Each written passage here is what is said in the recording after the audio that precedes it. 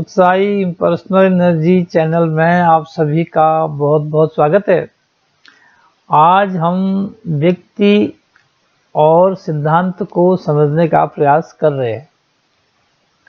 हम पहले जन्म लेते हैं, फिर मर जाते हैं। जन्म के समय रोते हैं, मृत्यु के समय मौन हो जाते हैं। न जाने कितनी बार हम जन्मे, कितनी बार मरे। गधे, घोड़े, हाथी, गाय, बंदर, शेर, कीट, पतंग और भी न जाने क्या क्या। अनेकों योनियों से गुजरने के बाद अब मनुष्य का जीवन मिला है।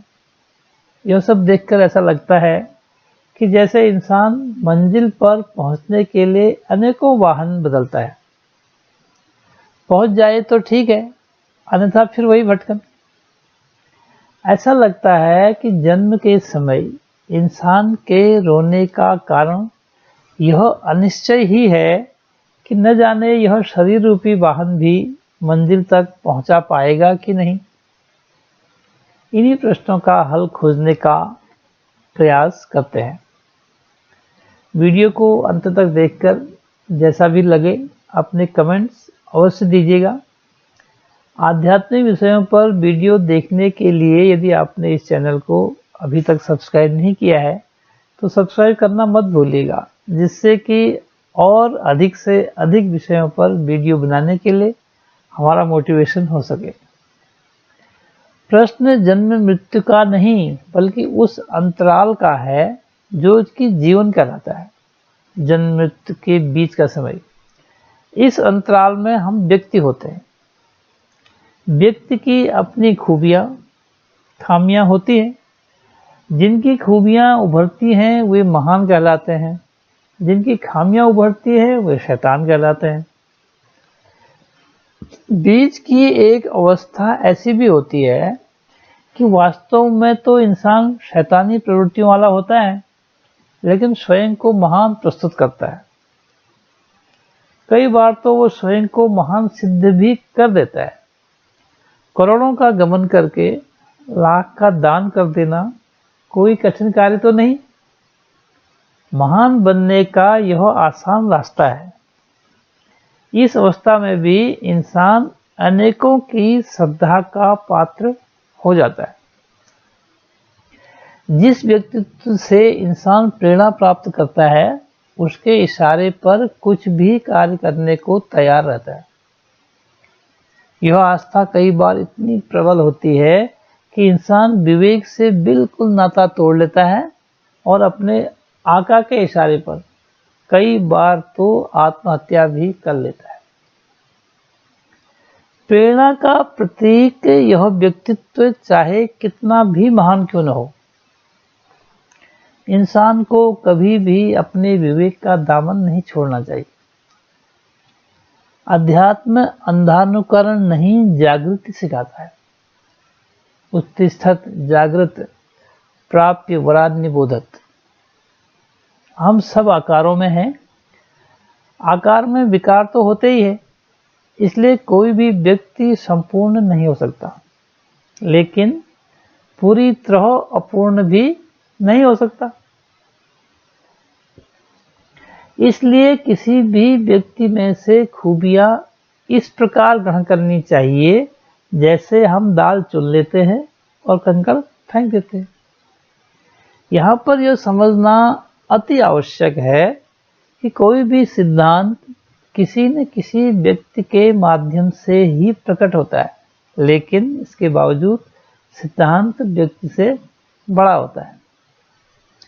व्यक्ति तो जन्म मृत्यु के दायरे में बंधा है, लेकिन सिद्धांत की ऐसी कोई सीमा नहीं है। हजारों वर्षों पहले सृजित सिद्धांत आज भी उतने ही सत्य हैं। पैगंबर बदल जाते हैं, पैगाम वही रहता है। किसी भी व्यक्ति का यह परम सौभाग्य होगा यदि उसे ऐसे सद्गुरु का सानिध्य प्राप्त हो जाए जो उसे शरीर अथवा किसी व्यक्ति विशेष के साथ नहीं जोड़ते हो, बल्कि सत्य के साथ, शाश्वत सिद्धांतों के साथ जोड़ते हो। इसके बावजूद भी अगर वह व्यक्तियों के प्रभावों के चक्कर में पड़ा रहे तो कौन क्या करे। अब सिद्धांत को समझते हैं। सिद्धांत वो होते हैं जो सही सिद्ध हो चुके होते हैं। जैसे सूर्य पूर्व दिशा में निकलता है, यह एक सिद्धांत है। यदि कोई कहे कि पश्चिम से निकलता है तो कहने वाला व्यक्ति चाहे जितना भी बड़ा क्यों न हो, सही नहीं हो सकता। संपूर्ण विश्व में यदि कोई अंधानुकरण करने योग्य है तो सिर्फ सद्गुरु ही है। सद्गुरु इसलिए क्योंकि वह मन वचन कर्म से जागृत है तथा अपने शिष्यों को भी जागृत करने की क्षमता रखता है। सद्गुरु हमारे अंदर की ज्योति प्रज्वलित करते हैं। इसके बावजूद प्रायः हम अन्य व्यक्तियों की ज्योतियों के सहारे जीवन यात्रा तय करना चाहते हैं, जबकि अध्यात्म में उद्धार की ज्योति की गुंजाइश बिल्कुल नहीं है। सामान्य जीवन में हम बहुत सारे कार्य किसी से भी करा लेते हैं, लेकिन भक्ति में ऐसी गुंजाइश नहीं है। परमात्मा की रचना में जो खाता है, पेट उसी का भरता है।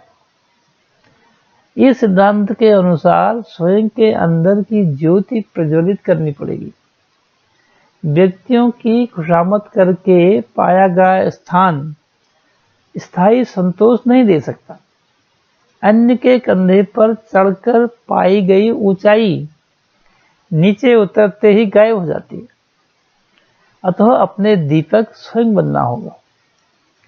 सद्गुरु से जो ब्रह्म ज्ञान की ज्योति मिली है, उसका तब तक कोई लाभ नहीं हो पाएगा जब तक कि हम अपने स्वयं के अंधकार से अपना मोह खत्म नहीं करते।